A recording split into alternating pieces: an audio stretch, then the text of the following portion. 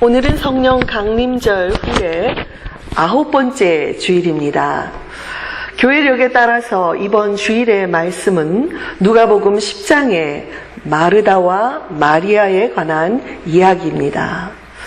예수님은 북쪽의 갈릴리 지역에서 나사렛이라는 동네에서 가족들과 함께 사셨습니다. 어느 날 때가 이르자 집을 떠나서 요한에게 세례를 받으시고 광야에서 40일간 금식 기도를 하시면서 3년여 동안의 공생애를 시작하셨습니다. 예수님의 사역의 중심지는 성전이 있고 유대 백성들의 삶의 중심지인 예루살렘이었습니다. 6월절이나 수전절 또 많은 명절 때마다 예루살렘으로 올라가셔서 보통 지리적으로는 지도상 밑에 있지만 예루살렘이 더 산악지대이기 때문에 성경은 항상 올라가시다 이런 표현을 합니다. 예루살렘에 올라가서 말씀을 선포하고 병을 고쳐주시고 귀신을 쫓아내심으로 천국 복음을 전하셨습니다. 예루살렘에서 돌아오는 길에 복음이 필요한 자들을 만나게 되면 언제든지 손을 뻗쳐 그들을 도와주셨습니다. 갈릴리에 돌아오신 후에도 가버나움이라는 곳을 기점으로 해서 많은 가난하고 힘없는 백성들이 모여 살았던 갈릴리 지역에서도 기사와 이적을 베풀어 주셨습니다. 이처럼 제자들과 함께 갈릴리에서 예루살렘을 오가시면서 사역을 하셨는데 어느 날은 예수님께서 마지막으로 예루살렘 여행길을 오르시게 되었습니다. 이번에 예루살렘으로 들어가면 다시 살아서 돌아올 수 없다는 것을 아셨던 예수님의 심정은 그 어느 때보다도 비장할 수밖에 없었습니다. 그러나 이런 예수님의 마음을 가까이 있는 가족들도 그리고 제자들도 알지 못했습니다.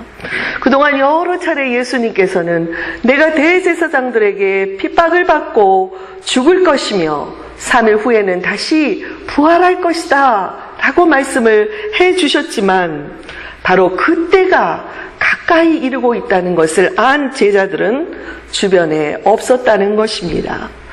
이렇게 예수님은 외롭게 예루살렘으로 십자가의 여정을 떠나셨습니다. 그런데 가시던 중간에 잠시 멈추어 만난 이 마르다, 마리아라는 이 여인들과의 시간은 예수님께도 특별한 시간이었습니다. 예수님은 마지막이 될지도 모르는 이 가운데 예수님의 사랑하는 사람들과 만나 친밀한 교제를 나누고 싶으셨을 것입니다. 본문은 예수님께서 제자들과 함께 예루살렘을 향하여 가시던 중에 베다니라는 그 마을에 들렸을 때 일어난 사건을 기록하고 있습니다. 예수님의 일행이 도착하자 마르다라는 여인이 나와서 영접하고 예수님과 그 일행을 자기 집으로 초대했습니다. 요한복음 11장 5절에 보면 예수께서 본래 마르다와 그 자매 그리고 나사로를 사랑했다 이런 기록이 있습니다. 그것으로 미뤄볼 때 예수님은 평상시에 이 마르다와 마리아 자매 그리고 그들의 오라버니 나사로를 사랑하고 가까이 지내셨다는 것을 알 수 있습니다. 그러던 어느 날 나사로가 병들어서 죽었습니다. 그러자 예수님께서 오셔서 죽은 지 나흘이나 된 그 나사로를 살려주셨습니다. 이 일로 인해 대제사장들과 바리새인들은 예수를 죽이기로 작정하고 그에게 체포령을 내렸습니다. 그래서 예수님은 그곳을 피해서 베레아라는 그 지역에 가서 잠시 머무시다가 잠잠해진 후에 다시 예루살렘으로 들어오셨습니다. 이때에는 새끼 나귀를 타고 입성을 하셨습니다. 이때 많은 백성들이 예수님께 나아가서 환영을 하며 호산나 주의 이름으로 오시느니요 이렇게 환영을 했지만 몇 날이 못되어 그들은 예수를 십자가에 못 박으소서라고 외쳤고 대제사장과 그리고 빌라도에 의해 예수님은 십자가 처형이라는 판결을 받고 며칠 후 십자가에 못 박혀 죽으셨습니다. 이런 배경을 생각하고 오늘 본문으로 돌아가면 예수님은 어느 때보다도 무거운 마음으로 베다니에 도착을 하셨을 것입니다. 이 당시의 유대 사회는 여성의 리더십이 그리 흔치 않았습니다. 그런데 마르다는 먼저 나서서 예수님의 일행을 맞이하고 집으로 초대할 정도로 활달한 여성이었습니다. 마지막까지라도 영적으로 이들에게 한 말씀이라도 더 먹이시려는 예수님의 의도와는 달리 마르다는 손님들을 대접할 그런 마음으로 들떠 있었습니다. 쩔쩔매며 준비하다 보니까 동생인 마리아가 생각이 났습니다. 마리아가 어디 있나 보니까 예수님의 발치 앞에서 말씀을 듣고 있었습니다. 마르다는 도저히 안 되겠다고 생각을 했는지 예수님께 호소합니다. 주님, 내 동생이 나 혼자 일하게 두는 것을 그냥 보고만 계십니까? 그에게 명하여 나를 좀 도와주려고 그렇게 하십시오라고 부탁을 하고 있습니다. 사랑하는 교회 여러분, 마르다는 조용히 동생을 불러서 나 좀 도와라 할 수도 있었지만 그는 직접 예수님께로 갔습니다. 이때 예수님은 마리아는 물론 주변에 말씀을 듣기 위해 모여든 사람들에게 말씀을 전하고 계셨을 것입니다. 그러나 마르다로 인해 예수님은 말씀을 멈추어야 했습니다. 이로보건대 마르다는 예수님에 대한 관심보다도 자신의 일에 더 관심을 갖고 있었습니다. 예수님이 무엇을 원하시나 생각하기보다는 예수님이 자기를 인정해주지 않는 것에 섭섭한 마음을 가졌던 것입니다. 그러자 예수님께서 대답하시기를 마르다야, 마르다야, 네가 많은 일로 염려하고 근심하나 몇 가지만 하든지 혹은 한 가지만이라도 족하니라. 여러분, 저는 보통 이 말씀을 읽을 때 예수님이 좀 책망하는 어조로 마르다를 향해서 이런 말씀을 하시는구나 라고 읽곤 했는데 이번에는 좀 다르게 이 말씀을 묵상했습니다. 말씀을 준비하면서 마르다를 바라보는 예수님의 눈길이 너무나 따뜻하게 느껴진 것입니다. 마르다야, 마르다야, 네가 많은 일로 분주하구나. 너를 어쩌면 좋겠니? 한 가지만이라도 벅찰 텐데 네가 많은 일을 하느라고 수고하고 있으니 너를 어쩌면 좋겠니? 이렇게 예수님께서 마르다를 위로하시고 격려하시며 이 일로 저 일로 열심히 분주한 그 마르다가 행여나 쓰러지고 지치지 않을까 우려하신 그런 예수님의 마음이 느껴졌습니다. 그래서 마르다의 그 무거운 짐을 내려놓으라고 지금 말씀하고 계시는 것입니다. 오늘 본문을 많은 분들은 섬김의 은사를 가진 마르다와 말씀을 더 중요시하는 마리아를 비교해서 부엌 봉사하는 것보다 설교 듣는 것이 더 중요하다고 예수님께서 말씀하신 것으로 생각하는 분들도 있습니다. 그래서 봉사하는 이들의 마음을 무겁게 하기도 했습니다. 그러나 저는 본문에서 예수님께서 강조하신 것은 성도들의 우선순위가 어디에 있어야 하는 것이라는 것을 가르쳐주는 말씀이라고 생각합니다.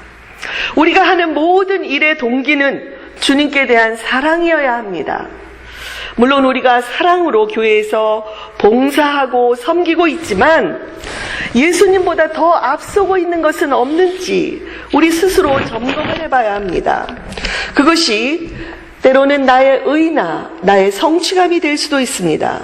혹은 나를 드러내고 인정받으려는 것일 수도 있습니다. 그러나 본문에서 예수님께서 우리에게 주님께만 우선순위를 두고 사는 삶이 어떤 것인지를 가르쳐 주셨다는 것을 기억하십시다. 저는 이 말씀을 통해서 몇 가지의 교훈을 살펴보려고 합니다. 첫째로 성도들은 늘 사랑의 마음으로 예수님께만 집중을 해야 합니다. 40절에 보니까 마르다는 준비하는 일이 많아 마음이 분주했다고 말합니다. 물론 몸도 분주했겠지만 그의 마음이 분주한 것이 문제였습니다. 41절에서는 예수님께서 네가 많은 일로 염려하고 근심하고 있다고 말씀하셨습니다. 여러분, 본래 염려란 단어는 많은 생각들이 분산되어 있는 마음의 상태를 말합니다. 그 염려의 반대는 평안입니다. 잔잔한 이런 호수에 돌을 탁 던지면 불순물들이 올라와서 호수가 아주 혼탁해지는 것입니다. 그 혼탁해진 호수의 상태, 그것이 바로 염려하는 마음의 모습입니다. 그러나 시간이 지나서 이 불순물들이 가라앉으면 맑고 투명한 호수 안이 훤히 들여다 보이는 그런 상태가 바로 평안한 마음입니다. 여러분, 우리의 마음이 평안할 수 있는 그 근원은 이 세상의 물질이나 권력이나 명예 때문이 아닙니다. 오직 예수님께서 우리와 함께 계실 때 우리는 평안할 수가 있습니다. 아멘. 평안하십니까? 아멘. 지금 이 시간에 주님이 우리와 함께 계십니다. 여러분, 각 사람의 마음에 함께하고 계십니다. 우리가 예수님께 집중하고 있으면 세상의 근심이나 염려가 그 마음 안에 들어올 수가 없습니다. 반대로 우리가 예수님에게서 멀어지면 어느새 그 마음에는 평안이 떠나고 분주한 생각들이 들어와서 우리를 염려하게 만드는 것입니다. 마르다와는 달리 마리아는 예수님을 바라보는 것만으로 좋게 했습니다. 마리아는 사랑하는 예수님에게서 눈을 뗄 수가 없었습니다. 주님 발치에 앉아서 말씀에 집중해 있는 마리아와 예수님 사이에는 깊은 영적인 교통이 이루어지고 있었을 것입니다. 뭔지 모르지만 마리아는 예수님의 말씀에서 평상시와는 다른 비장함을 엿보았을 수도 있습니다. 이제 얼마 안 있으면 십자가로 향하셔야 할 예수님의 죽음을 예감했을 수도 있습니다. 그 결과 마리아는 예수님께서 죽기 직전에 베다니에 다시 오셨을 때에 자신의 가장 귀한 옷값을 깨뜨려서 향유를 부음으로 예수님으로부터 나의 장례를 미리 준비한 자라고 칭찬과 인정을 받았습니다. 저는 주일 예배나 또 수요 예배뿐만이 아니라 성도들의 일상의 삶에서 적어도 하루에 3번 이상은 예수님께 집중해야 된다고 생각을 합니다. 아침에 일어나 나를 깨워주시고 호흡을 주시고 이 하루를 허락하신 하나님께 단 5분이라도 집중하기를 원합니다. 이것은 경건의 시간과는 구별된 시간입니다. 우리의 생각과 마음을 주님께로 집중해서 주님만 바라보는 시간입니다. 산책을 해도 좋고 자연을 바라보도 좋습니다. 말로 드리는 기도 시간이 아니라 조용히 내면으로부터 나와 함께 계시는 주님을 바라보는 것입니다. 또한 오후 중간쯤에 점심 식사를 하시고 잠이 올라 할 때 밖에 나가셔서 잠시라도 걸으시면서 주님을 집중하시기 바랍니다. 자연을 바라보고 주여, 이 하루도 지금 지나가고 있습니다. 주님, 남아있는 시간도 함께 하소서. 이런 마음으로 주님을 집중해서 바라보는 시간을 가져보십시오. 그리고 잠자리에 들기 전에도 하루를 마무리하며 감사 기도를 드린 후에 잠시 동안만 해도 주님께 집중하십시오. 말을 멈추고 주님을 바라보고 응시하고 있으라는 말씀입니다. 우리가 사랑하는 주님 앞에서 무슨 말이 그렇게 많이 있겠습니까? 주님이 거기에 계신데요. 이렇게 주님을 바라보는 그 자체를 즐거워하며 조용히 머무는 후에 잠이 든다면 우리는 아침부터 밤까지 주님과 동행하는 삶을 사는 것입니다. 조안나 위버라는 작가가 쓴 마르다의 세상에서 마리아의 마음 갖기라는 책을 읽고 난 후에 어느 자매님이 독후감을 쓰셨는데 그 한 부분을 소개해 봅니다. 우리 아이들의 집에 초대되어 갔을 때에 한 아이는 완벽한 음식과 서비스를 위해서 나에게는 잠깐 눈을 마치고는 내내 부엌에서 동동거리며 음식을 했고 그 음식을 다 먹기까지 제대로 된 대화 한번 나누지 못하고 왔다. 또 다른 한 아이는 요리에는 소질이 없고 음식도 잘 못하지만 엄마와 함께 있는 것이 너무 좋아서 잠시도 엄마 곁을 떠나지 않고 엄마와 말을 걸고 이야기를 하고 웃고 즐거워하다 돌아왔다. 과연 어느 자녀가 더 사랑스러울까? 여러분, 마르다나 마리아가 각각 자기의 방법대로 예수님을 사랑했지만 주님은 마리아가 더 좋은 편을 택했다고 칭찬을 해 주셨습니다. 둘째로는 성도들의 영적 생활의 최우선 순위는 예배여야 합니다. 지금 우리가 예배를 드리는 시간인 것처럼 예배가 중요합니다. 예배는 하나님의 하나님 되심을 말씀과 찬양으로 선포하고 우리는 그 응답으로 하나님께 경배를 드리는 시간입니다. 예배를 통해 우리는 하나님을 만나고 하나님과 하나됨을 이룰 수 있는 것입니다. 그러므로 성도들은 예배를 중요시하고 우리 삶에 이 예배가 최우선 순위에 오도록 해야 할 것입니다. 주일에 많은 일들이 교회 안에서 일어나지만 가장 중요한 것은 주님을 만나는 예배 시간입니다. 예배를 통해서 세상에서 얻지 못하는 참 평안과 안식을 경험하면 성도들은 다시 세상으로 나아가 또 한 주간을 승리하며 살아갈 수 있는 것입니다. 주일에 나와서 이렇게 드리는 공적인 예배뿐만이 아니라 개인적으로 가정에서 드리는 예배도 중요합니다.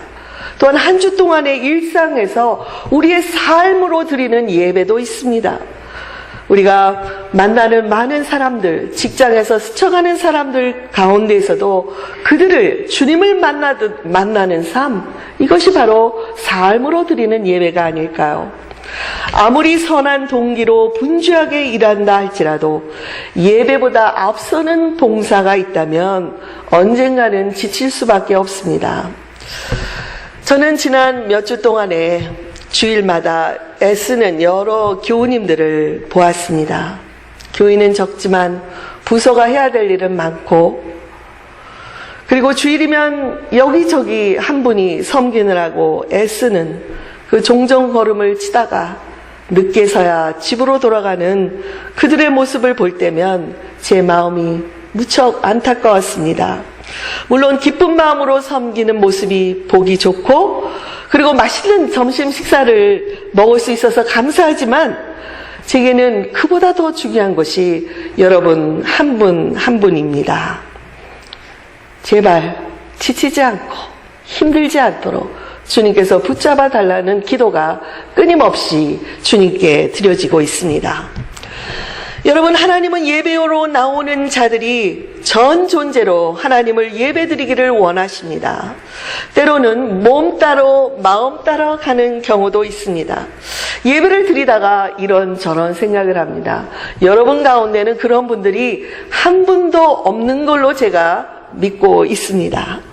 그런데 어머나, 저 집사님 웬일로 머리에 파마를 했네? 뒤에서 보고 말합니다. 오늘 예배 후에 점심 메뉴는 뭐지? 왜 이렇게 배가 벌써부터 고프지? 혹은 오늘 목사님 머리가 영 아니네. 손질을 참 못했다고 생각하는 분들도 있을 것입니다. 이런저런 생각이 마음에 왔다 갔다 하면 예배 후에 내가 무슨 말씀을 들었는지 기억이 나질 않습니다. 마리아는 전심으로 예수님을 바라보며 예배를 드렸습니다. 얼마나 집중했으면 마르다가 지금 주변에서 붕붕 뛰어다니고 있는 것도 잊을 만큼 그는 예수님께만 집중하고 예배를 드렸던 것입니다.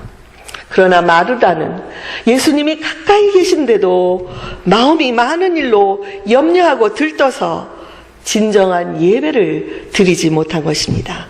만약에 마르다가 음식을 장만하면서도 예수님의 임재 가운데 있었다면 그 자리는 분명 예배의 자리가 되었을 것입니다. 우리의 부엌에서도 우리는 얼마든지 주님께 예배를 드릴 수가 있습니다. 아멘. 1600년대의 평신도 수도자였던 로렌스 형제에 대해서 들어보셨습니까? 하나님의 임재 연습이라는 책을 썼고, 그것은 고전으로 오늘날 현대인 그리스도인들에게도 많이 사랑받고 읽히는 책입니다. 그는 보잘것없는 주방의 일을 담당하고 있었습니다. 그러나 그는 누구보다도 하나님께 경건한 예배를 드린 자로 인정을 받았습니다. 주방을 지나가면서 많은 수사들은 그가 자주자주 부엌 바닥에 엎드려 하나님께 기도하는 모습을 보았습니다. 그리고 그 기도하는 모습이 보는 사람들로 하여금 경이로운 하나님의 임재를 느끼게 했다고 고백하고 있습니다. 단조롭고 고된 일상에서도 하나님의 임재를 경험하는 예배자로 살았던 로렌스 형제는 오늘날까지도 근세기의 가장 뛰어난 영성가로 인정을 받고 있습니다. 그러므로 모든 성도들은 예배가 삶의 최우선순위가 되어야 하고, 예배 가운데 하나님의 임재를 경험하는 복된 축복을 누리시기를 바랍니다. 셋째로, 성도들은 마르다 영성과 마리아 영성이 균형을 이루는 삶을 살아야 합니다. 저는 성도들의 삶에 being 머물러 있고, 인격적인 부분이죠. doing 행위고 섬김을 말합니다. 이 균형을 이루는 것이 중요하다고 생각을 합니다. 때로는 주님 앞에 머물기도 하지만 때로는 일어나서 섬겨야 합니다. 인격의 성숙과 행위로의 실천이 함께 가는 것이 중요하다고 생각을 합니다. 또한 praying, 기도하는 삶과 playing, 놀이하는 삶의 균형도 중요합니다. 우리가 기도를 열심히 하지만 기도만으로 골방에 앉아 있을 수는 없습니다. 때로는 주님이 주신 자연 속에서 성도들이 함께 어울려 놀이하는 것도 필요합니다. playing은 단순히 노는 거다. 우리 목사님이 노는 거 좋다고 했으니까 나는 이제부터 열심히 초원으로 더 많이 나갈 것이다. 이런 생각하는 분이 이 자리에 한 분도 안 계신 줄 믿습니다. 저는 교우들과 함께 이제 조금 시원한 바람이 불면 자연으로 나가서 즐거운 놀이의 시간을 갖고 싶습니다. 함께 어우러져서 즐겁게 지내다 보면 교우들이 하나가 될 뿐만 아니라 여러 사역을 위한 재충전의 시간입니다. 그리고 크리에이티비티, 창의적인 생각들이 그럴 때 떠오르는 것입니다.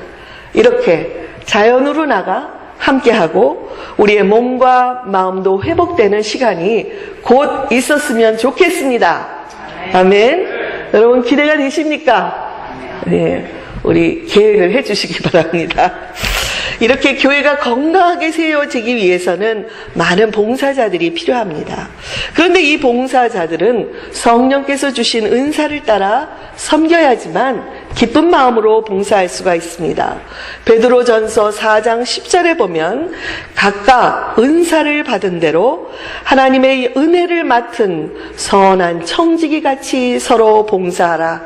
만일 누가 말하려면 하나님의 말씀을 하는 것 같이 하고, 누가 봉사하려면 하나님이 공급하시는 힘으로 하는 것 같이 하라. 이렇게 말씀하셨습니다. 베드로는 은사를 크게 말씀의 은사와 봉사의 은사 두 부류로 구분을 해놓았습니다. 우리 교회 안에도 마리아처럼 말씀을 통해 교회를 섬기는 자들과 마르다처럼 봉사와 섬김을 통해 교회를 섬기는 자들의 균형이 이루어져야 저는 건강한 교회라고 생각을 합니다. 교인들이 봉사만 하고 말씀을 소홀히 해서도 안 되고, 또 말씀 공부만 하려 하고 봉사를 하지 않는 것도 문제인 것입니다. 교회뿐만이 아니라 각 개인의 삶에서도 마르다 영성과 마리아 영성이 내 안에 균형을 이루어야 합니다. 우리 각자가 마르다처럼 열심히 봉사하지만 동시에 주님을 사랑하는 마음으로 주님 발치에 앉아야 할 때도 있습니다. 때로 아무리 의지적으로 우리가 주님을 바라보려고 하지만 어느새 우리는 주님보다도 나를 자꾸만 바라보는 그런 시간을 가질 때가 더 많이 있습니다. 주님하고 기도하다가 내 생각으로 끝나고 주님하고 나아가지만 어느새 내가 중심이 되어 있는 것을 발견하곤 하지요. 그래서 영성 훈련이 필요합니다. 그리하여 주님 앞에서 훈련을 통해 날마다 예배자로 살아가는 것, 또한 동시에 환대와 부지런히 손으로 섬김을 통해서 이웃을 섬기는 이 두 가지의 영성이 우리 안에 균형을 이루면 우린 모두는 주님으로부터 칭찬을 받는 성숙한 성도들이 될 것입니다. 사랑하는 교우 여러분, 지미 카터 대통령을 기억하십니까? 그는 닉슨 대통령의 워터게이트 사건이 터지자 미국 국민들이 더 이상 거짓말하는 정치인들은 우리에게서 떠나가라 하는 그 혐오 가운데 아무 이름 없던 남부 조지아에 있던 주지사 지미 카터를 대통령으로 선출을 했습니다. 그들은 이 대통령을 통해 미국의 양심을 찾아보려고 한 것입니다. 땅콩 재배 농부의 아들로 태어나서 그냥 평범한 생활을 해왔던 그가 미국의 대통령이 될 줄은 아무도 예전에는 몰랐을 것입니다. 그는 부모가 물려준 그런 신앙으로 신실하게 살았지만 그의 백악관 생활은 우리가 기억하는 대로 실패와 시련의 연속이었습니다. 결국은 레이건 대통령에게 패하고 다시 평범한 시민으로 돌아왔지만 오히려 공직 생활 후에 그의 삶은 더 많은 사람들로부터 존경받고 아름다운 삶으로 조명을 받기 시작을 했습니다. 소외된 사람들에게 하나님의 사랑을 전하고 국제적인 봉사활동에 나서는 그의 한결같은 봉사정신 때문이었습니다. 카터 대통령은 대통령직을 수행할 때에도 그리고 고향에 돌아와 있을 때에도 변함없이 교회의 성경학교에서 말씀을 전하는 일을 지속하고 있습니다. 실제로 그 교회는 오전 11시에 대예배 시간보다 카터의 성경학교에 더 많은 사람들이 참석을 해서 마치 관광지처럼 되어버렸다고 합니다. 그분은 주님께서 주시는 은사로 때로는 말씀을 가르치는 일에 성실히 섬겼고 때로는 집 없는 자들을 위해 직접 망치를 들고 세계 곳곳 가난한 나라를 찾아다니며 봉사하는 자신의 은사로 균형 잡힌 생활을 살고 있습니다. 우리들도 이런 대통령처럼 평생을 한결같이 우리 주님을 바라보고 살아가십시다. 교회의 표가 무엇입니까? 주 우리 하나님을 우러러봅니다. 이 자리에 나올 때뿐만이 아니라 매일 3번은 하나님을 우러러보고 집중하는 시간을 가지시기 바랍니다. 그리고 예배자로 살아가는 저와 여러분이 되기를 바랍니다. 뿐만 아니라 우리에게 주신 은사로 교회에서 필요로 하는 곳, 봉사의 자리에 성실히 서서 섬기게 되기를 바랍니다. 그래서 우리 안에 마르다 영성과 마리아 영성이 균형을 이루고 being, doing, praying, playing 이 모든 것이 균형을 이루는 삶을 살게 되기를 주님의 이름으로 축원드립니다. 아멘.